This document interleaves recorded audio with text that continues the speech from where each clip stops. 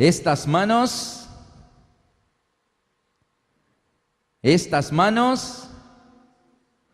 queridos amigos, una vez más es un gozo para mí poder estar con cada uno de ustedes en esta oportunidad. Vamos a iniciar nuestro tema, el tercer diluvio sobre la tierra. Queridos amigos, cuando se habla de diluvio, pensamos inmediatamente en un diluvio como el de Noé. ¿Y cómo así que tercer diluvio? Si creemos que la Biblia solo habla de un diluvio. La palabra de Dios nos registra en el libro de San Lucas, en Evangelio según San Lucas, capítulo 17, en los versículos del 26 al 29. Dice así la palabra de Dios, refiriéndose a la época que vería el regreso de Jesús a la tierra. Dice, como fue en los días de Noé, así también será en los días del Hijo del Hombre. Comían, bebían, se casaban, se daban en casamiento, hasta el día en que Noé entró en el arca, y vino el diluvio y los destruyó a todos. El versículo continúa diciendo en el versículo 28, asimismo, como sucedió en los días de Lot, comían, bebían, compraban, vendían, plantaban, edificaban. Mas el día en que Lot salió de Sodoma, llovió fuego del cielo y azufre, y los destruyó a todos. En estos dos pasajes que se refieren a la época previa a la segunda venida de nuestro Señor Jesucristo, nuestro Señor encontró en las dos épocas más terribles de la historia de la humanidad, donde Dios tuvo que intervenir en una manera personal y drástica para impedir que el pecado continuara de una manera violenta, de una manera cada vez más degradante en estos episodios.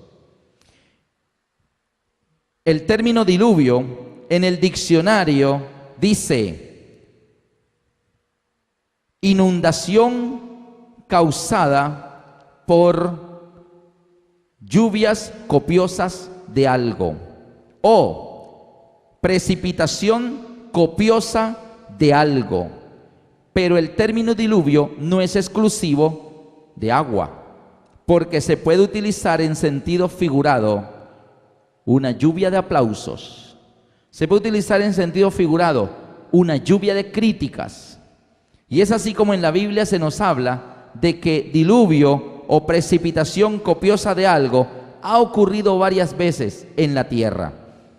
Por ejemplo, el primer diluvio que conoce la historia de la humanidad lo encontramos en los tiempos de Noé. Yo les invito a buscar en sus Biblias, en el libro de Génesis, en el capítulo 6, ¿cuáles fueron las causas del primer diluvio sobre esta tierra? El diluvio que inundó el planeta y trajo como resultado la destrucción total de la civilización de los antediluvianos. Las causas fueron Génesis 6, 5. Y vio Jehová que la maldad de los hombres era mucha en la tierra, y que todo designio de los pensamientos de ellos era de continuo solamente el mal.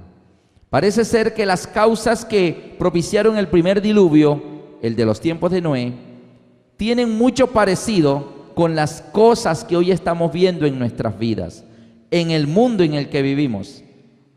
Las noticias cada día nos muestran que estamos viviendo una tierra que está llena de maldad, y que los pensamientos de continuo de las personas son solamente el mal.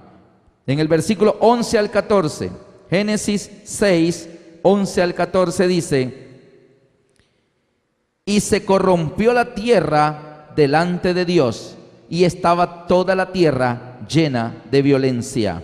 Y miró Dios a la tierra, y aquí que estaba corrompida, porque toda carne había corrompido su camino sobre la tierra. Dijo pues Dios a Noé, he decidido el fin de todo ser, porque la tierra está llena de violencia a causa de ellos, he aquí que yo los destruiré con la tierra. Queridos amigos, Dios decidió en algún momento de la historia, cuando vivían los antediluvianos, poner fin. La maldad, la violencia era demasiada sobre la tierra. Y entonces, lógicamente, sabemos lo que sucedió. Vino un diluvio que inundó el planeta. La geografía del planeta fue totalmente transformada. Lo que antiguamente era tierra firme, hoy los estudiosos y científicos han descubierto que están en los fondos de los océanos. Y lo que eran los fondos de los océanos o de los mares en los tiempos antes del diluvio, hoy estamos aquí en tierra firme. Es por eso que aquí mismo en Colombia, en el departamento de Boyacá, encontramos, hay lugares donde hay así a flor de tierra caracoles, conchitas de mar. De hecho, hay un lugar en Boyacá, cerca de Paipa, donde hay un fósil de un dinosaurio marino. Tuve el privilegio de visitar ese lugar. Un fósil marino en Boyacá, Colombia. Tierra firme, tierra continental. De hecho, en algún momento los arqueólogos lograron descubrir el esqueleto de una ballena sobre las cumbres de los Andes en el Perú. ¿Cómo llegó esa ballena allá? Queridos amigos, lo que hoy es tierra firme, antiguamente eran los fondos de los mares. Y Dios enterró la civilización antediluviana en lo que hoy son los fondos de los océanos Atlántico, Pacífico, Índico. Tenemos aquí el primer diluvio, precipitación copiosa de algo, lluvia de agua que inundó todo. Vamos a ver cuál fue el segundo diluvio que la Biblia registra. En el libro de Génesis, en el capítulo 19, Génesis capítulo 19, versículo 24 y 25. Estamos hablando ahora de las ciudades de la llanura, Sodoma, Gomorra y 3 ciudades más.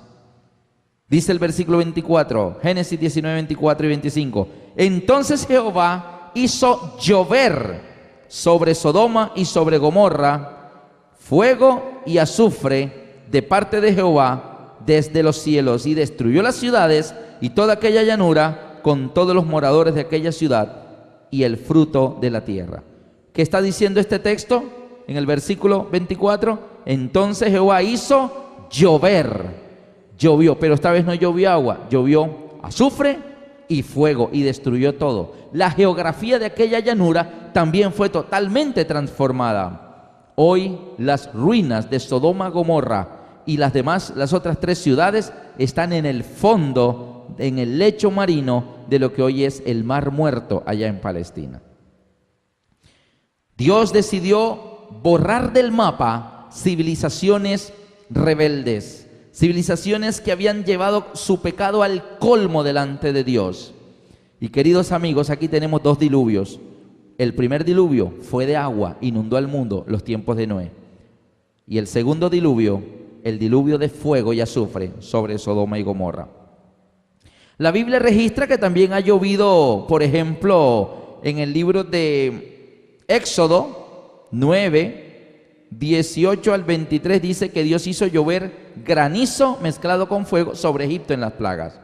En Éxodo 16, 4 dice, yo haré llover pan del cielo. En Salmos 78, 23 al 25 dice la Biblia, e hizo llover sobre ellos maná para que comiesen.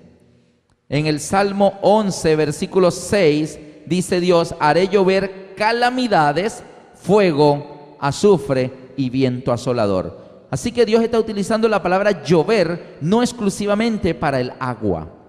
Puede llover otras cosas. Y nos estamos refiriendo a los 2 primeros diluvios, los que destruyeron civilizaciones pecadoras. El diluvio de aguas de Génesis 7, donde Noé fue el único en sobrevivir. El resto del mundo fueron muertos porque no aceptaron el plan de salvación que Dios estaba ofreciendo. La puerta del arca estuvo abierta 120 años. Mientras la construían había oportunidad para entrar. Y entraron animales, pero personas no quisieron entrar. Y así también en los tiempos de Sodoma Dios hizo llover fuego y azufre. Y es a esas 2 épocas tan terribles a las que Jesús se refiere en Lucas 17, queridos amigos. Jesús está hablando de la época que verá el regreso de su regreso a esta tierra. Y Jesús dice, mire, en la época en que yo voy a regresar, será una época, como para que tengan una idea, dice Jesús, será una época en que van a estar sucediendo cosas como por ejemplo, y dice en el versículo 26, Lucas 17, 26, como fue en los días de Noé. ¿Qué era lo que pasaba en los días de Noé? La tierra estaba llena de violencia, los pensamientos del corazón de ellos era de continuo solamente el mal, cualquier parecido con la actualidad es pura coincidencia. Y dice, como en los días de Noé, también serán los días del Hijo del Hombre. Comían, bebían, se casaban, se daban en casamiento, hasta el día en que Noé entró en el arca. Y vino el diluvio y los destruyó a todos. La gente estaba muy ocupada, estaban comiendo, bebiendo, casándose, dándose en casamiento. Hasta el día en que Noé entró en el arca. Y ellos estaban tan ocupados que no entraron, no escucharon el mensaje y no lo entendieron. Y dice el Señor que la época de su regreso no solo se parecerá a la de los días de Noé. Dice en el versículo 28, asimismo, como sucedió en los días de Lot, comían, bebían, compraban, vendían, plantaban y edificaban. Mas el día en que Lot salió de Sodoma, llovió del cielo fuego y azufre y los destruyó a todos. También estaban muy ocupados, es decir, comían, bebían, plantaban, edificaban, compraban, vendían, estaban tan ocupados en sus cosas que no dedicaron tiempo a escuchar el mensaje de salvación que misericordiosamente Dios extendía a ellos. Y me da tristeza que Jesús haya tenido que recurrir a unir dos épocas de tanta maldad sobre la tierra, como lo fueron la época de Noé y la época de Sodoma, para mostrar cómo será la época de su regreso. ¿Y sabe cuál es la época de su regreso? La nuestra. Jesús dijo, bueno, para que tengan una idea, la época de mi regreso va a ser como en los días de Noé. Y Jesús mira los días de Noé, dice, sí, había terribles maldades y todas esas cosas. Y mira nuestra época y dice, no, me falta, me quedo corto, no me están entendiendo. Así que, mire, mi regreso va a ser como en los días de Noé, pero también va a ser como los días de Lot. Es decir, él tuvo que unir dos épocas para mostrar cómo sería la nuestra. Y si ustedes miran, las características de los tiempos de Noé se parecen a las de los tiempos de Lot, pero también tenían sus diferencias. Miren el versículo 27, comían, Lucas 17, 27, comían, bebían, se casaban, se daban en casamiento, hasta el día en que Noé entró en el arca. En los días de Lot, comían, bebían, bueno, en los días de Noé también comían, bebían. Se parecen. ¿Qué más? Compraban, vendían. En los días de Noé no compraban ni vendían, pero en los de Lot sí. Plantaban y edificaban. Sí, en los días de Lot plantaban y edificaban, pero en los días de Noé no. En los días de Noé se casaban y se daban en casamiento. Sin embargo, vemos que en los días de Lot no menciona nada de que se casaban y se daban en casamiento. Queridos amigos, las características de nuestra época es la sumatoria de la época de Noé con la época de Lot. Y me voy a referir en este caso a esa característica que está allí donde dice que en los días de Noé se casaban y se daban en casamiento. ¿Qué era lo que sucedía? Se casaban los antediluvianos, se divorciaban, se volvían a casar, se volvían a divorciar, se volvían a casar y se divorciaban 3, 4, 5 veces, se seguían casando y se seguían divorciando. En los días de Lot no menciona nada de casarse y darse en casamiento. No se casaban y se divorciaban. En los días de Lot no se casaban, solamente iban a vivir juntos. En los días nuestros se están sucediendo ambas cosas. Hay personas que se casan, se divorcian, se vuelven a casar, se vuelven a divorciar, se vuelven a casar, se vuelven a divorciar. Artistas de cine, lo vemos las noticias, se volvió a divorciar, se va a casar de nuevo, ahora está enamorado otra vez, ya va por el tercer matrimonio, lo vemos. Y la gente común también se casa, se divorcia, se casa. Pero también tenemos en nuestra época, como en los tiempos de Sodoma, no, casarse, ¿eso para qué? Así que no es necesario casarse. ¿Qué es el matrimonio? Algunos dicen, es que el matrimonio es un papel. A nosotros no nos une un papel. Querido amigo, el matrimonio no es un papel. El matrimonio, si ustedes miran las Sagradas Escrituras, está en Génesis. Cuando Dios creó al hombre, Dios creó el matrimonio. ¿Y qué es el matrimonio? Veámoslo rápidamente. En Génesis 1:28, Dios creó al hombre, desde el versículo 27, y creó Dios al hombre a su imagen, a imagen de Dios lo creó, varón y hembra los creó. No varón con varón, no hembra con hembra, varón y hembra los creó. ¿Cómo creó Dios las cosas? Versículo 28, miren lo que viene aquí. Y los bendijo Dios. Después que los creó varón y hembra, Dios procedió a bendecirlos. Les dio su bendición y los bendijo Dios y les dijo: fructificad, multiplicaos y llenad la tierra y sojuzgadla y señorean los peces del mar, en las aves del cielo, en las bestias del campo y en todo lo que se arrastra sobre la tierra. Así que en Génesis 1:28 Dios hizo dos cosas, y yo quiero tomar aquí en el tablero. Dios hizo dos cosas. Paso 1, ¿verdad? Paso 1, los bendijo. Los bendijo Dios. Ese es el paso 1, la bendición de Dios. Y luego tenemos el paso 2. Les dijo. ¿Qué les dijo Dios? Fructificad. ¿Qué más les dijo? Multiplicaos. Y también les dijo: llenen la tierra. Pero notemos el orden, queridos amigos, en que Dios les dice eso. Tiene a la pareja edénica, Adán y Eva, los creó varón y hembra. Y entonces Dios procede a bendecirlos. Los bendijo Dios. ¿Qué quiere decir eso? El matrimonio. El matrimonio es cuando estamos enamorados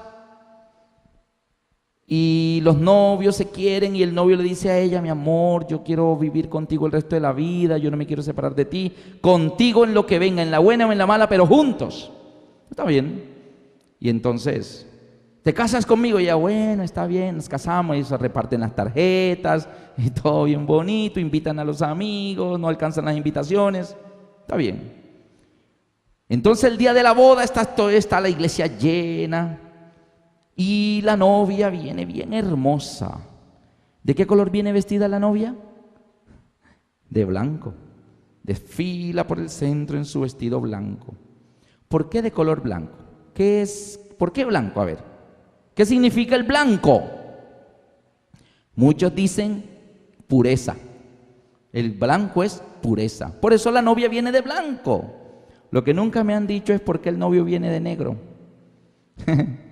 No, elegancia. El negro significa elegancia, un smoking bien elegante, ¿verdad? No vamos a pensar mal, no. Así que allí vienen, suben a la plataforma. Aquí está el ministro, el pastor ungido de Dios. Y dice: nos hemos reunido para unir a esta pareja. Y mire qué es lo que el pastor hace, o el ministro, el líder espiritual. Dice: arrodillémonos, unan sus manos. Y el pastor ora y dice: Dios, bendice esta pareja, bendice a este joven, bendice a esta dama, que su hogar, que esto, que aquello, cuídale, dirígele. Y Dios pide la bendición. Y ahí se está dando el paso 1. Y los bendijo Dios. Terminan de orar, se ponen de pie y el pastor dice: les presento a los flamantes esposos. Y ahora están casados. Lo que Dios juntó, que no lo separe el hombre. Y entonces ya están casados. Paso 1, y los bendijo Dios. Paso 2, bueno, ya están casados, ahora se van de luna de miel, felices, a amarse. Entonces viene fructificad, vienen multiplicados y se llenan la tierra. Porque eran 2, después son 4, después son 5, después son 6, algunos llegan a ser 9, 12, depende, ¿no? Hoy en día 2 es suficiente. Entonces, pero fructificaos, o sea, paso 1, los bendijo Dios, se casaron. Paso 2, ok, se van de luna de miel y tienen sus niños, sus lindos bebés, y es un hogar feliz. Ese es el orden que Dios dio. Pero ¿qué pasa hoy en día? Hoy en día algunos dicen: no, paso 1 no, vámonos directo al paso 2.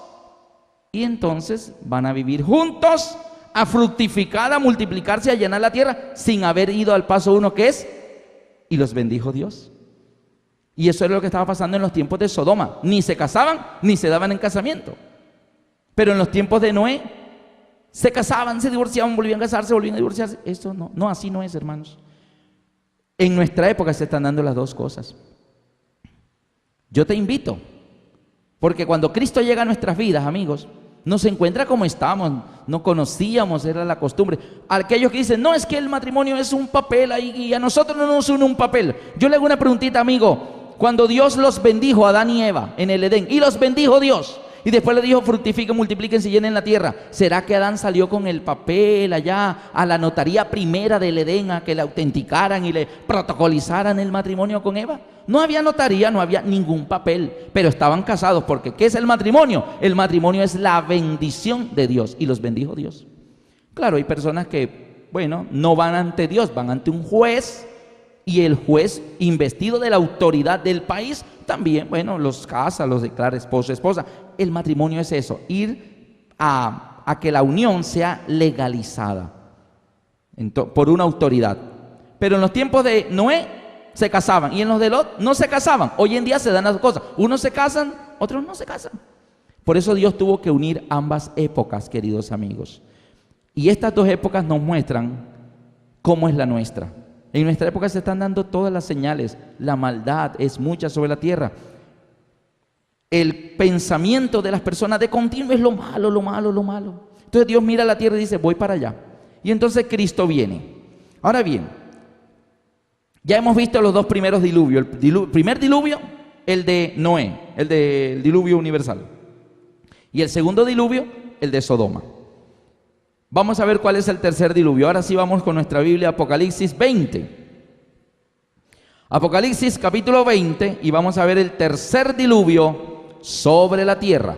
Y mientras ustedes lo buscan, vamos aquí a borrar esta explicación, que espero que haya quedado clara. Apocalipsis 20 lleva en sus Biblias un título. ¿Qué título tiene Apocalipsis 20? El milenio o los 1000 años. Y vamos a leer qué sucede en el milenio.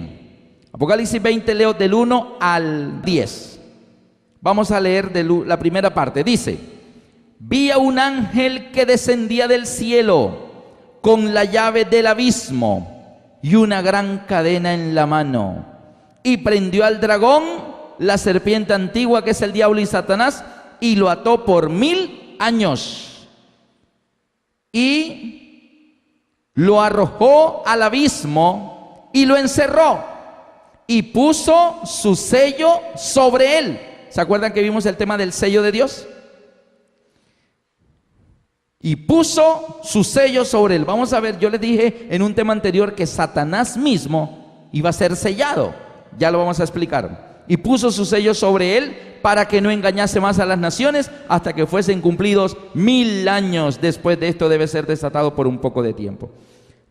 Este evento de los primeros 3 versículos de Apocalipsis 20 es la segunda venida de Cristo. Vi un ángel que descendía del cielo. Es la segunda venida de Cristo. Ya vimos ese tema anteriormente. Y sabemos lo que sucedió en la segunda venida de Cristo. ¿Cómo quedó la tierra? ¿Cómo quedó la tierra después de la segunda venida de Cristo? Ya lo sabemos, totalmente despoblada, vacía, los impíos todos muertos, los que sobrevivieron en la segunda venida de Cristo, los que se pudieron mantener en pie, los sellados, fueron arrebatados para llevar a la nube. Los muertos en Cristo resucitaron primero, los impíos no resucitaron. En la segunda venida de Cristo los impíos muertos se quedaron. Entonces, allí tenemos que la condición en que queda el planeta Tierra después de la segunda venida de Cristo. Los únicos sobrevivientes son llevados a la nube para irnos con el Señor al cielo. ¿Quieres ir? ¿Quieres estar a bordo de esa nube? Hay un lugar para ti, pero debes decidirte. Debes hacer el pacto con Dios. Este es el tiempo del pacto. Así que la tierra en la segunda venida de Cristo queda totalmente vacía, oscura, sin vida, caótica, destruida, las ciudades arrasadas, cadáveres de impíos por todos lados en los 5 continentes. Y por eso dice aquí, en lenguaje simbólico, vi a un ángel que descendía del cielo. Ese ángel es Cristo en la segunda venida de Cristo, con la llave del abismo y una gran cadena en la mano. ¿Qué quiere decir, queridos amigos, que desciende con la llave del abismo? El término abismo es usado en la Biblia para determinar la Tierra, nuestro propio planeta Tierra, pero en estado caótico, desolado, vacío, oscuro y sin vida. Ejemplo de esto lo podemos ver en Génesis 1, 1 y 2. Mire cómo estaba la tierra antes de ser creada. En el principio creó Dios los cielos y la tierra. Y dice, y la tierra estaba desordenada y vacía. ¿Cómo estaba la tierra? Desordenada y vacía.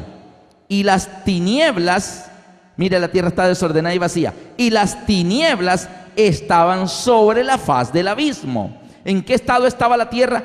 Así desordenada, vacía, sin vida, oscura, en estado de abismo. Eso es abismo, la tierra en ese estado. Y el Espíritu de Dios se movía sobre la faz de las aguas. El ángel que desciende del cielo es la segunda venida de Cristo. Él tiene la llave del abismo, porque Él tiene el poder, Él es el creador. Cuando la tierra estaba desolada, vacía, sin vida, caótica, oscura, antes de la creación, Él tiene la llave del abismo. Él puede convertir la tierra de ese estado a un hermoso paraíso, un Edén, una tierra maravillosa, porque Él tiene la llave. Él la pasó de abismo a paraíso. Y la tierra por 6000 años, aún en la historia de pecado, se mantuvo hermosa. La tierra sigue siendo hermosa. Unos paisajes lindísimos que nos asombran, aún después de 6000 años de pecado.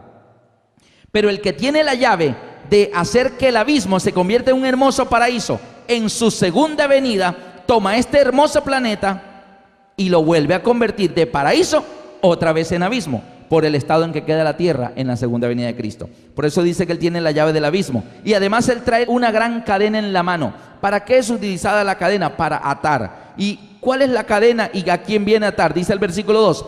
Y prendió al dragón. Acuérdense que el único que derrota a Lucifer es Miguel. Y una vez más, en este momento de la segunda venida de Cristo, Miguel derrota a Lucifer. Y en la segunda venida de Cristo se le llama a Cristo, que cuando Él habla tiene la voz del arcángel. Recuerdan el texto de Primera de Tesalonicenses 4, 16 y 17, cuando dice, y el Señor mismo, con voz de arcángel y con trompeta de Dios, descenderá del cielo y los muertos en Cristo resucitarán primero. Nota que dice que cuando Él habla es la voz del arcángel, porque aunque tiene forma humana, se llama Jesús, Él sigue siendo el comandante de los ángeles, Él sigue siendo Miguel, Él sigue siendo quien es como Dios. Así que prendió al dragón, en la segunda venida lo prendió, lo ató. Dice, prendió al dragón, la serpiente antigua que es el diablo y Satanás, y lo ató ¿por cuánto tiempo? Por 1000 años. Así que desde el momento de la segunda venida en adelante comienza un periodo de 1000 años que van hasta cierto evento que vamos a ver ahorita cuál es. 1000 años. Así que, y durante esos 1000 años dice que Satanás quedó como atado. Satanás atado. Ahora, ¿cómo podrá ser posible que Satanás sea atado? Dice aquí, prendió al dragón, la serpiente antigua, y lo ató por 1000 años. Versículo 3, y lo arrojó al abismo. Es decir, Satanás queda en la tierra, y la tierra está en estado caótico, es decir, de abismo. ¿Está bien? ¿Está claro hasta ahí? Entonces dice, y lo arrojó al abismo, y lo encerró, y puso su sello sobre él, para que no engañase más a las naciones. ¿Cuáles naciones? Es que no hay naciones. ¿Cómo queda todo el mundo en la tierra después de la segunda venida de Cristo? Los que se pierden, los que no suben a la nube, los que no sellaron su pacto con sacrificio con Jesús, mueren, son destruidos. Ya lo vimos en el tema 5 jinetes cabalgan hacia la tierra. Así que toda la tierra está llena de cadáveres. Los únicos vivos nos fuimos con Jesús en la nube. Tú vas ahí, quiere decir, ¿no? ¿Quiénes quedan en la tierra durante esos 1000 años? Nadie. Cadáveres. Satanás y sus ángeles caídos. Pregunto, ¿a quién podrá engañar ahora Satanás si no hay nadie? Exactamente, a nadie. Así que Satanás, que es el maestro del engaño, mientras hay naciones, mientras haya seres humanos sobre la tierra, él estará engañando, pero Cristo le quita a la gente. Los que no son salvos quedan muertos, y los que son salvos nos llevan la nube al tercer cielo, y allá estaremos con él 1000 años. Satanás queda solo en la tierra, no tiene a quien engañar, queda aburrido. No puede hacer nada, va a Japón, cadáveres. Va a Rusia, cadáveres. Viene a Sudamérica, cadáveres. Va a Alaska, cadáveres. Va a Australia, cadáveres. Va a cualquier parte, las islas de los mares. Todo es cadáveres. No hay nadie vivo, no hay nadie a quien engañar. Así que queda atado. Y ahí dice, lo ató, lo arrojó al abismo y lo encerró. Y dice, y puso su sello sobre él. ¿Qué es esto de y puso su sello sobre él? ¿Se acuerda cuando vimos el tema del sello de Dios? Un amigo me decía, el sello de Dios es el Espíritu Santo. Yo no sé cómo puede, si Satanás es sellado aquí, dice, y puso su sello sobre él. ¿Tú te imaginas a Satanás recibiendo al Espíritu Santo? No, no es así. El sello de Dios no es el Espíritu Santo. ¿Cuál es el sello de Dios? El sello de Dios es el Shabbat. ¿Qué significa eso? Reposo. Es decir, el cuarto mandamiento. El que es el sello de Dios. El que es el cuarto mandamiento de la ley de Dios. Descansar, reposar, reconocer a Dios como nuestro creador. ¿Satanás ha descansado, ha reposado, ha guardado el sábado, ha guardado los mandamientos de Dios? No. Ahora bien, como la tierra queda vacía, todos muertos, y Satanás queda aquí en la tierra solo, encerrado, en la tierra oscura, caótica, sin vida, entonces él no puede engañar a nadie porque no hay nadie. ¿Sabe qué le está diciendo Dios? Satanás, los sábados que no me has guardado durante toda tu vida, me los vas a guardar juntos. ¿Tú te imaginas 1000 años de 365 días, más los años bisiestos? Y todos van a ser para Satanás, ¿qué? Reposo. No va a hacer nada. Imagínate que Cristo viniera, que la segunda venida de Cristo sea un martes. No sabemos qué día, el día y la hora nadie lo sabe, pero vamos a suponer que Cristo viene un martes. Al día siguiente de la segunda venida de Cristo, miércoles, no, para Satanás será Shabbat, reposo. No hace nada. El jueves, no será jueves, será otro Shabbat. Y luego viene el viernes, no, pero para Satanás no será viernes, será más Shabbat. Y luego sábado, otro Shabbat, y luego viene domingo, Shabbat, lunes, otro Shabbat. Serán 1000 años de puros Shabbat. Ahora bien, si el sello de Dios no es el reposo del cuarto mandamiento, entonces ¿qué es lo que Satanás está haciendo aquí? Porque hablan aquí de, y puso su sello sobre él. Queridos amigos, una vez más confirmamos cuál es el sello de Dios. El sello de Dios es el reposo del cuarto mandamiento. Ahora, nota que el sello de Dios no le es puesto a Satanás en la frente, porque en la frente significa aceptación. En la frente significa voluntad, o sea que Satanás lo acepta voluntariamente. No, Satanás nunca lo aceptará. Por lo tanto, el sello de Dios no le es puesto a Satanás en la frente, sino y puso su sello ¿dónde? Sobre él, o sea, todo él es sellado, porque Satanás es obligado a descansar exactamente por 1000 años. Metiendo los años bisiestos, más o menos vienen siendo 365.250 días. Todos Shabbat para Satanás. Y es sellado. Tiene que reposar, le guste o no, porque no hay nadie, porque las naciones todos murieron en la segunda venida de Cristo. Y los únicos que están vivos, que él pudiera engañar, ya no los puede engañar, porque son los hijos de Dios. Y nos fuimos, ¿dónde? En la nube con Jesús para el cielo. Ya tú estarás en el cielo. Amén. ¿Quieres ir o te quieres quedar acá? ¿Qué pasó después? Y dice que todo hasta que se fuesen cumplidos 1000 años, y después de esto debe ser desatado un poco de tiempo. Así que esta situación, este estado de cosas van a suceder por 1000 años, pero después de que se cumplan los 1000 años, algo va a suceder que ya Satanás ya no estará más encerrado. ¿Qué es lo que va a suceder? Versículo 4. Mientras en la tierra está pasando esto, de que Satanás está siendo, o sea, tiene que reposar, meditar, no hace nada, no puede engañar a nadie porque no hay nadie. Los cadáveres de los impíos están por todos lados, los esqueletos se están volviendo polvo, son 1000 años. Mientras tanto, ahora la Biblia muestra qué está pasando en el cielo, donde espero que tú estés ya también allí. Dice versículo 4, y vi tronos y se sentaron sobre ellos los que recibieron la facultad de juzgar. Y vi las almas de los decapitados por causa del testimonio de Jesús, por la palabra de Dios, los que no habían adorado a la bestia ni a su imagen, y que no habían recibido la marca en las frentes ni en sus manos, y vivieron y reinaron con Cristo 1000 años. Así que mientras los impíos están muertos en la tierra, los justos, el pueblo de Dios, los redimidos, dice que reinaremos con Cristo. ¿Qué más haremos los redimidos? Juzgaremos. ¿Qué es lo que vamos a juzgar? El pueblo de Dios que está arriba en el cielo. ¿Qué es lo que vamos a juzgar? Mira, en esos 1000 años cuando estemos allá, va a ser una época muy linda, estaremos con los ángeles, 1000 años en el mar de vidrio, allá en el tercer cielo, nos van a hospedar, vamos a estar allá por 1000 años, con Jesús, María, la Virgen, la mamá de Jesús, los apóstoles, David, Noé, Adán, Abel, todos ellos.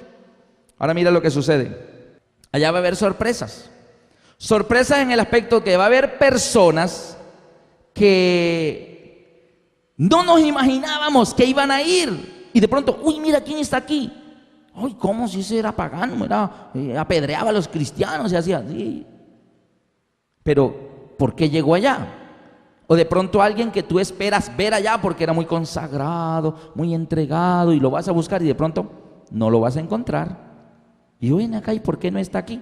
Esa sorpresa. Entonces vamos a juzgar. ¿Qué es lo que vamos a juzgar? Dice la Biblia en Primera de Corintios 6, 2 al 3. Primera de Corintios 6, 2 al 3. Hoy, ¿o no sabéis que los santos han de juzgar al mundo? ¿Quiénes? Los santos, los redimidos de Cristo.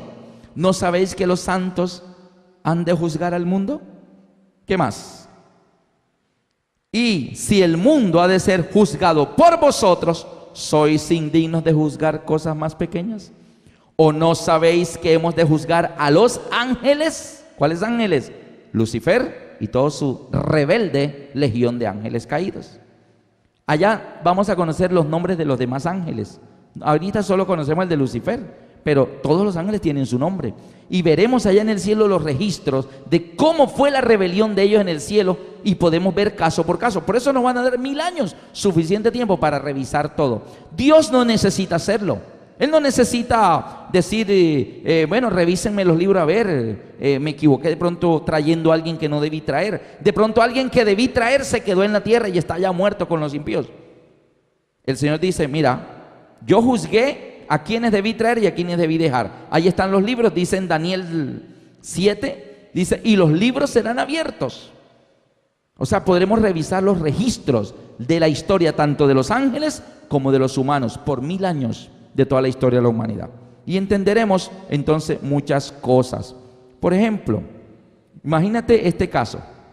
Esteban estará en el mar de vidrio alabando a Dios allá, contento con la corona de vida, las arpas, y alabando y los redimidos. Y de pronto Esteban mira hacia allá, uy, y ve allá cantando con una arpa, cantando feliz, a Saulo de Tarso.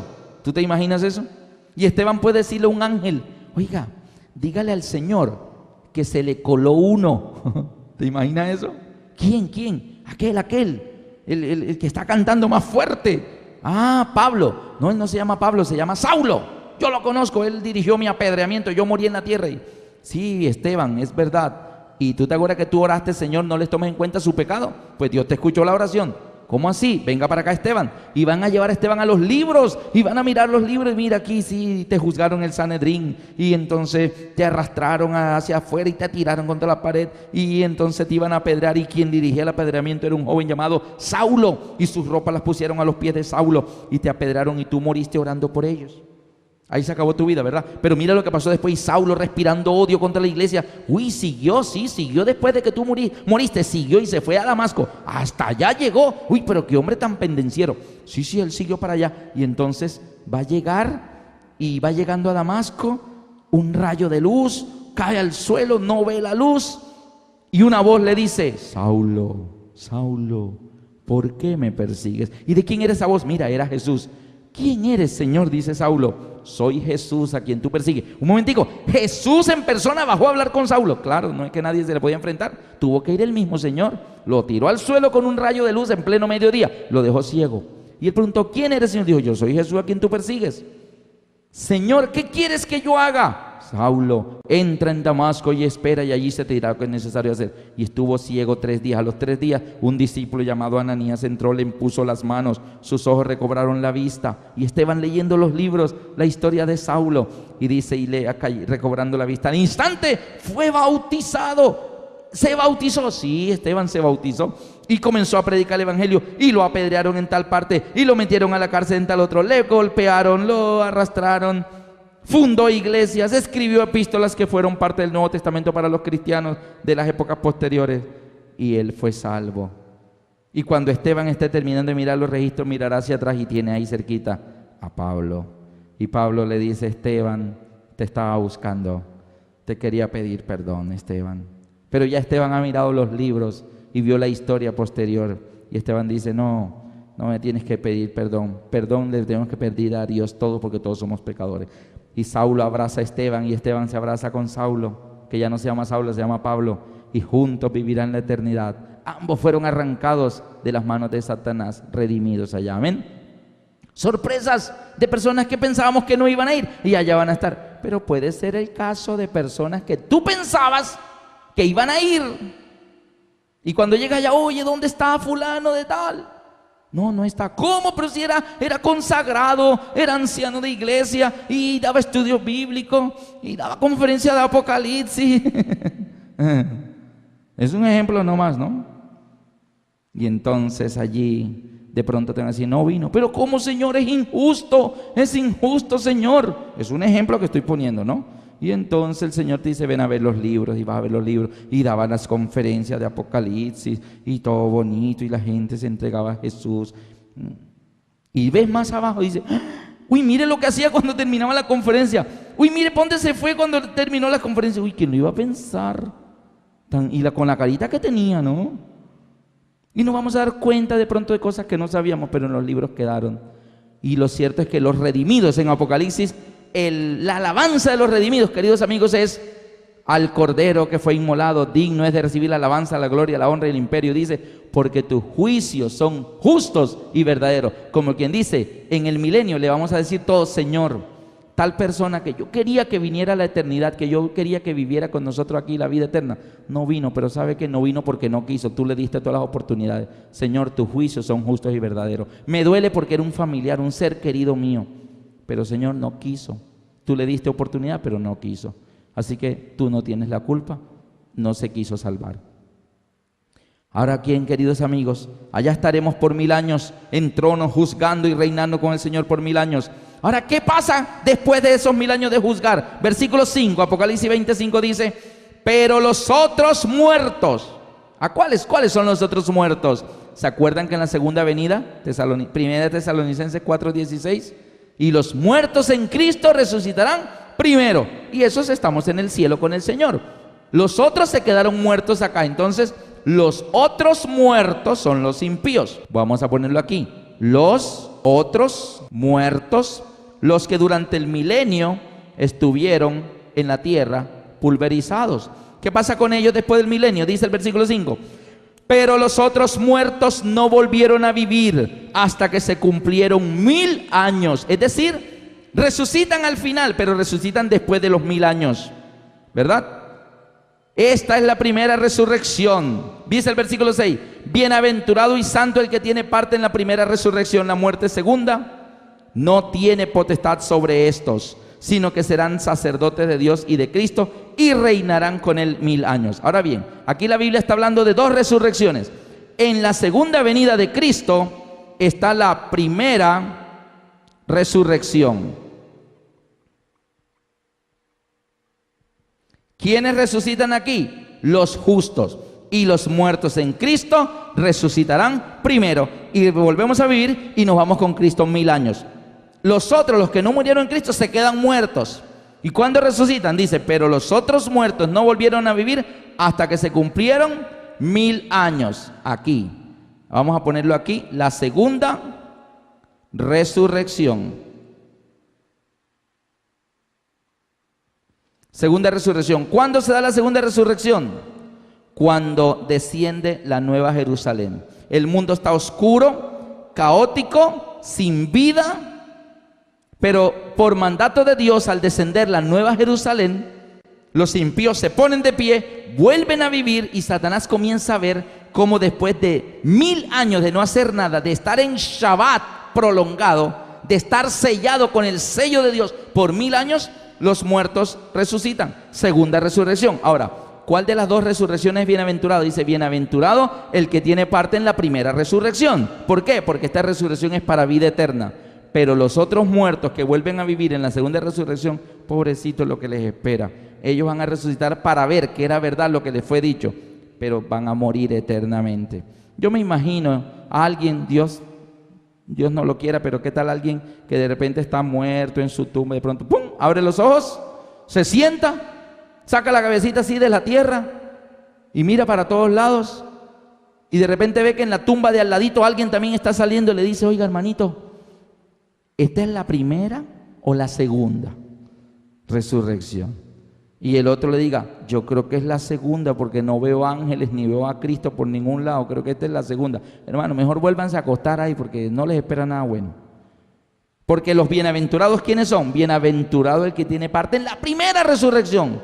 Estos son los que murieron en Cristo, resucitarán primero. Los otros muertos no volverán a vivir sino hasta que se cumplan los 1000 años. ¿Y qué sucede cuando ellos se despiertan después de 1000 años? Versículo 7. Cuando los 1000 años se cumplan, Satanás será suelto de su prisión. ¿Por qué es suelto de su prisión? Porque ya vuelve a haber personas. Y como vuelve a haber personas, ¿qué hace Satanás ahora? Vuelve a engañar e insiste en que todavía puede ganar la guerra cósmica entre el bien y el mal. Dice, cuando se cumplan los 1000 años, Satanás será suelto de su prisión. ¿Y qué hace? En vez de salir a decirle, ¿sabe qué, personas? Discúlpeme, yo me equivoqué, en estos 1000 años he meditado mucho, mi obra no ha sido buena, los engañé, perdónenme, vamos a hablar con Dios a ver si me... No, ¿sabe qué hace Satanás después de 1000 años de estar solo, meditando y en medio de tanto caos y destrucción? La Biblia dice en el versículo 8, y saldrá a engañar a las naciones que están en los 4 ángulos de la tierra. Vuelve a ir a los 5 continentes donde todos son impíos y todos resucitados. Resucitan como bajaron a las tumbas, con los mismos cuerpos envejecidos. El que tenía un brazo se resucita sin el brazo. El que murió con cáncer se sigue levantando con el cáncer. No hay renovación del cuerpo como el caso de los justos, que resucitamos con un cuerpo para la eternidad. Transformado, no. Dice aquí que engaña a las naciones que están en los 4 ángulos de la tierra, a Gog y a Magog, a fin de reunirlos para la batalla, y el número de los cuales era como la arena del mar. Y subieron sobre la anchura de la tierra y rodearon el campamento de los santos, la ciudad amada. Es decir, aquí en Apocalipsis 20 se presenta ya la nueva Jerusalén habiendo bajado a la tierra, aunque su descenso se explica en Apocalipsis 21:1, vi un cielo nuevo y una tierra nueva, y en el 2 dice, y vi la nueva Jerusalén descender de Dios dispuesta como una esposa ataviada para su marido. Ahí ya la nueva Jerusalén está en tierra, es decir, los 1000 años terminan cuando la nueva Jerusalén desciende, y en ella vienes tú, viene tu familia que también se convirtió como tú, viene Cristo, vienen todos los redimidos de todas las edades, Adán, Eva, Abel, todos. Y cuando la nueva Jerusalén toca tierra por mandato de Dios, los impíos se levantan y comienzan a ver esa luz allá en el horizonte y comienzan a acercarse y van hasta allá y descubren que es una ciudad hermosa. La nueva Jerusalén, las medidas de la nueva Jerusalén se muestran en Apocalipsis 22. Dice que 12.000 estadios de largo, 12.000 estadios de ancho. Eso da más o menos 2.200 kilómetros de largo por 2.200 kilómetros de ancho.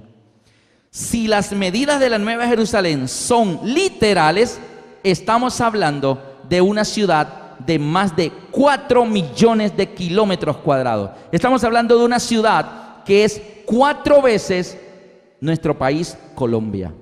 Es una ciudad que es un poquito mayor que Colombia, Venezuela, Ecuador, Perú y Bolivia juntos, y todavía sería más grande. ¿Hay algo imposible para Dios? ¿Es para Dios imposible hacer una ciudad de ese tamaño? Con razón tiene 12 cimientos, es que es muy grande. Porque hay lugar para todos. En la casa de mi Padre, dijo Jesús, muchas moradas hay. Y ahí hay una casa para ti. Está esperando que tú llegues, pero estás aquí indeciso, que todavía no sé, es que no sé, voy a esperar otro poquito. Y Satanás feliz de que tú sigas esperando, porque entre más esperes para comenzarte a prepararte para encontrarte con Dios, estás perdiendo el tiempo. ¿Qué sucede ahora? suben sobre la anchura de la tierra y rodean el campamento de los santos, la ciudad amada. Mira, en ese momento la multitud de todos los impíos, de todas las edades, de todas las épocas de la tierra, juntos están rodeando la Nueva Jerusalén. Dentro está Jesús con su pueblo.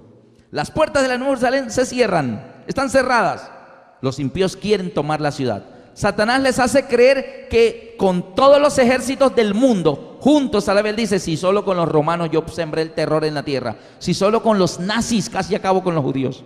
Ahora, ¿qué tal con los babilonios, los griegos, los romanos, los anglosajones de la Edad Media, la Inquisición, todo junto, los alemanes, los comunistas, todos juntos, ejércitos juntos para destruir al pueblo de Dios? Él dice, esto es pan comido, esa ciudad va a ser nuestra. Queridos amigos, por cada impío que esté fuera de la Nueva Jerusalén, en los alrededores de la Nueva Jerusalén, por cada impío que esté allí, hay alguien a quienes ellos odian con todas sus fuerzas que estará dentro de los muros de la Nueva Jerusalén. Ejemplo, Caín estará afuera. ¿Quién estará dentro de la Nueva Jerusalén? Abel. Ejemplo, Herodías estará afuera. ¿Quién estará dentro? Juan el Bautista. Jezabel estará afuera, Elías estará dentro. Faraón estará afuera, Moisés estará dentro. Y así, por cada impío que esté fuera de la Nueva Jerusalén, hay alguien que ellos odian mucho que está yendo y dicen, no, no puede ser que él esté allá y yo acá esté afuera, en este mundo oscuro, no hay agua, está toda la tierra desgarrada y ellos con esa ciudad tan bonita, llena de árboles, no, no, eso tiene que ser mío. Así que quieren tomar la ciudad porque odian a los que están adentro, el pueblo de Dios. Y dice la Biblia que estando en ese momento, que su número era como la arena del mar. ¿Sabe quién irá delante de la gran multitud? El hombre más perfecto, alto, fornido, simpático entre ellos. Caín, el primer descendiente de aquel hombre, Adán, que salió de las manos del Creador. Y Caín, con toda esa inteligencia, primer descendiente de nuestro padre Adán, creado por Dios perfecto, Caín usa su inteligencia para tramar el mal. Y Caín irá comandando la gran multitud de millones y millones de personas impías que quieren destruir la Nueva Jerusalén y tomarla para ellos. Cuando ellos están en esa situación, ¿qué sucede? Dice la Biblia. Dice el versículo 9, y subieron sobre la anchura de la tierra y rodearon el campamento de los santos, la ciudad amada. Y de Dios... Y aquí viene el tercer diluvio sobre la tierra. Y de Dios descendió fuego del cielo y los consumió. Y el diablo que los engañaba fue lanzado en el lago de fuego y azufre, donde estaban la bestia y el falso profeta. Ahora bien, ¿qué es esto de el lago de fuego y azufre? ¿Qué será eso? La Biblia es su propio intérprete. Acuérdate que Apocalipsis está escrito en un lenguaje simbólico. Y Apocalipsis mismo nos dice el símbolo y nos dice su significado. Si volteamos la página, Apocalipsis 21:8 nos dice que ese es el lago de fuego y azufre donde será lanzado el diablo. Dice Apocalipsis 21:8, pero los cobardes e incrédulos, los abominables y homicidas, los fornicarios y hechiceros, los idólatras y todos los mentirosos tendrán su parte en el lago que arde con fuego y azufre, que es la muerte segunda. Así que lago de fuego y azufre es un lenguaje simbólico para mostrar la muerte eterna. Dejarán de existir. Después que desciende la Nueva Jerusalén, los impíos resucitan, Satanás los vuelve a engañar, rodean la ciudad, quieren tomarla, pero de Dios vino el tercer diluvio y el fuego consumió la tierra y destruyó todo. Y la tierra que destruye a los impíos también destruye a los ángeles caídos y el mismo Satanás morirá aquí. Queridos amigos, Lucifer nació en el cielo, pero morirá sobre la superficie de la tierra. Él lo sabe. Por eso la Biblia dice que anda como león rugiente buscando a quien devorar. La Biblia dice, porque él sabe que le queda poco tiempo. Él sabe por dónde van las profecías. Él sabe lo que viene después de la segunda venida de Cristo. Él sabe que le quedan 1000 años donde no va a hacer nada, pero sabe que al final, por más que lo intente, él va a morir. Él lo que quiere es no morirse solo. Él quiere muerte eterna para él, pero también para todos los que estén con él. Los que les falte valor para decir, voy a dar el paso. Muchos decimos, yo creo, yo sé que esto es así, pero déjame decirte con mucho respeto, acostúmbrate a poner el pie donde pones las palabras. Querido amigo, si tú crees, da el paso, porque de eso se trata. Ese fue el conflicto del Edén. Desde el Edén comenzó, ¿crees o no crees? Eva tenía que elegir. Dios dice que si como del fruto me muero. La serpiente dice no moriréis. Y ella decidió creerle, pero a la serpiente. Creer. El problema es de creer. Ahora Dios nos está dando una segunda oportunidad. Y tú sabes lo que Dios dice. Y tú sabes lo que dice el mundo. Tienes que decidirte en qué crees. Yo te aconsejo con mucho amor y con mucho aprecio que creas en Dios y que le creas a Dios. Y que tus acciones sean de dar el paso donde tú dices que crees. Y allí muere Satanás y los impíos. La ciudad, el planeta entero se convierte en un mar de fuego global. Es decir, toda la tierra, el fuego que destruye a los ángeles caídos, llena todo. Y la tierra, toda entera, es cubierta por ese fuego del cielo. Tercer diluvio. Ya vimos cuál fue el primero, el de Noé. Destruyó a los impíos. El segundo diluvio, el de Sodoma. Llovió fuego y azufre del cielo. El tercer diluvio, después del milenio. Ahora bien, ustedes saben que los ángeles vuelan, ¿no? Los ángeles vuelan. Ellos pueden tratar de escapar volando. Los hombres, los impíos, tratarán de escapar corriendo. No volamos. Los seres humanos no tenemos alas todavía, ¿no? Pero me llama la atención lo que dice la Biblia, cómo tratarán de escapar los ángeles caídos. Cuando ese fuego comienza a descender y a llenar toda la tierra, y ellos tratarán de escapar porque saben lo que viene. Si ustedes miran en la Biblia, en el libro de Isaías, otro profeta, otra profecía, pero que va mostrando lo mismo, Isaías 24, versículos 21 y 22, y aquí tenemos la muerte de los ángeles caídos, de los impíos, y algo del milenio.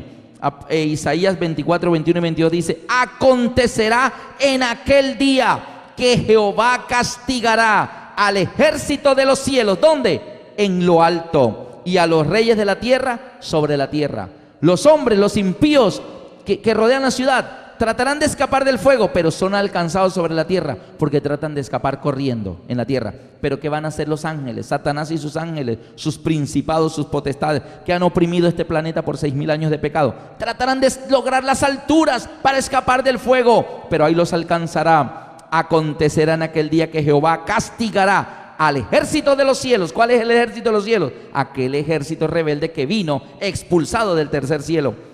Castigará al ejército de los cielos en lo alto, y a los reyes de la tierra sobre la tierra. Versículo 22. Y serán amontonados como se amontona a los encarcelados en mazmorra. Serán puestos en prisión. Dice aquí, en prisión quedarán encerrados y serán castigados después de muchos días. Así que ahí está algo del milenio en Isaías 24. Después, ¿qué sucede? Viene la parte final, el epílogo de este gran conflicto cósmico. Satanás murió, sus ángeles caídos murieron, los impíos murieron. Afuera hay un paisaje desolador. Desde los muros de la Nueva Jerusalén, los redimidos podremos mirar en todas las direcciones y ver una tierra totalmente desértica, porque el fuego de Dios consumió todo. El fuego que desciende en el tercer diluvio de Apocalipsis 20 tiene como objetivo matar y destruir para siempre. Es la muerte eterna, es la muerte segunda de todos los rebeldes, ángeles y humanos. Pero al mismo tiempo purifica la tierra, derrite todas las cosas que estaban afuera: armas, minas, misiles, tanques de guerra, pistolas, submarinos nucleares, aviones de guerra, todo, arsenales, todo eso es derretido por el fuego, queda convertido en una masa, ya no hay más peligro. ¿Qué hace Dios después de eso? Apocalipsis 21:1. Vi un cielo nuevo y una tierra nueva, porque el primer cielo y la primera tierra pasaron y el mar no existía más. Y yo, Juan, vi la santa ciudad, la nueva Jerusalén, descender del cielo de Dios, dispuesta como una esposa ataviada para su marido. Y oí una gran voz del cielo que decía: He aquí el tabernáculo de Dios con los hombres. Él morará con ellos. Ellos serán su pueblo, y Dios mismo estará con ellos como su Dios. Enjugará Dios toda lágrima de los ojos de ellos, y ya no habrá más muerte, ni llanto, ni clamor, ni dolor, porque las primeras cosas pasaron. Queridos amigos, tendremos el privilegio de tener a Jesús viviendo con nosotros por la eternidad en la misma ciudad donde vamos a vivir la eternidad, la Nueva Jerusalén, en una tierra nueva. Y después de que Dios haya hecho cielos nuevos, tierra nueva, para el pueblo que está en la Nueva Jerusalén es el pueblo que creyó que Dios es el creador. Una vez alguien vino donde Jesús a decirle: Señor Jesús, sáname. Y Jesús le dijo: vete, como creíste, te sea hecho. Mientras en el mundo la gente dice: si veo, creo. En la Biblia Jesús dice: no, aquí no es ver para creer. Aquí, ¿creíste? Ok, como creíste, te sea hecho. Aquí hay que creer primero para después ver. El pueblo que está en la Nueva Jerusalén allí, creímos que Dios es creador. Así que el Señor nos dice: vayan a los muros que les voy a mostrar algo. Y a la vista de los redimidos, en los muros de la Nueva Jerusalén, Jesús dirá hacia la tierra: produzca la tierra hierba verde. Y veremos con nuestros propios ojos a Jesús crear. Y la tierra se comenzará a poblar de un césped hermoso, de un verde vivo. Y Jesús dirá: produzca la tierra árboles que den frutos según su género, y comenzarán a brotar ante nuestros ojos árboles gigantescos ya con los frutos. Jesús está creando de nuevo, pero esta vez estamos con Él viéndolo crear. ¿Y por qué podremos verlo crear? ¿Por qué tú podrás estar ahí viéndolo crear? Porque creíste que Él es el creador. Y como tú crees que Él es el creador, Él dice: bueno, ven y me ves crear. Y vas a ver ahora con tus propios ojos lo que antes aceptaste por fe. Y Dios y el Señor Jesús dirá: produzca la tierra animales según su género. Y verás salir tigres, jirafas, leones, elefantes, todo eso ante tus propios ojos. Y aves, y produzca aguas, y ríos, y cascadas, y peces. Y cuando todo eso esté listo, mira lo que va a suceder. Cuando esté listo todo, Malaquías capítulo 4. Voy a leer versículo del 1 en adelante. Porque aquí viene el día ardiente como un horno. ¿Se acuerdan que viene el tercer diluvio, ese de fuego que destruye? El del milenio.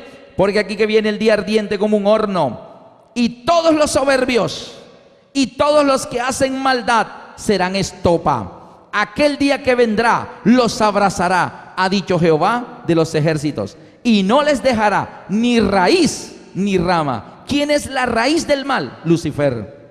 ¿Y quién es las ramas? Los ángeles caídos y los impíos. No les dejará ni raíz ni rama. Morirá toda forma de mal, desde Satanás para abajo. Ahora, ¿qué va a pasar con el pueblo de Dios?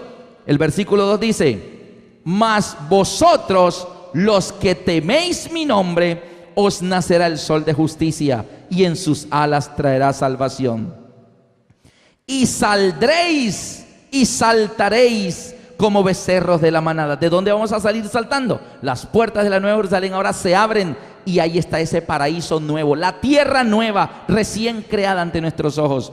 Y saldréis y saltaréis. Saldremos saltando, pareceremos niños en un parque de diversiones. Saldréis y saltaréis como becerros de la manada. Dice ahora: hollaréis a los malos, los cuales serán ceniza bajo la planta de vuestros pies, en el día en que yo actúe, ha dicho Jehová de los ejércitos. Ahora está hablando aquí ya de la muerte de Satanás, el milenio, la vida eterna, ya la tierra creada. Y me llama la atención que en el versículo 4 el Señor allá nos sigue llamando la atención cuando dice: acordaos de la ley de Moisés. Acordaos, esa palabra acordaos de la ley de Moisés. ¿Qué parte de la ley de Moisés nos dice acordaos? Exactamente, el cuarto mandamiento: acuérdate del sello de Dios. Ese es el punto clave para estar allá. Toda la obediencia total, toda la Biblia, todos los mandamientos, pero el punto clave ahorita es el cuarto mandamiento del sábado, porque es donde mucha gente no acepta. No acepta, no puedo. Es que el trabajo, es que mi jefe no puede, me van a decir que no. Yo no sé cómo vas a hacer para estar allá, pero yo te pido, querido amigo, que tú tomes esto en serio. Jesús murió en serio, se fue al cielo en serio, está intercediendo en serio, se construyó una ciudad. La Biblia dice que la Nueva Jerusalén, cuyo arquitecto y constructor es Dios, y lo hizo en serio. Muy pronto vendrá y lo va a hacer en serio. Querido amigo, si Jesús está haciendo todo esto en serio, ¿por qué tú no tomas esto en serio? Yo quisiera invitarte a que allí donde estás, decidas de una vez por todas dónde quieres estar ese día. ¿Quieres estar saltando por el césped nuevo de la nueva tierra? ¿O tú quieres ser ceniza bajo las plantas de los pies? Es decir, el subsuelo alrededor de la Nueva Jerusalén es la ceniza de los que fueron los impíos que rodearon la Nueva Jerusalén porque quisieron tomarla.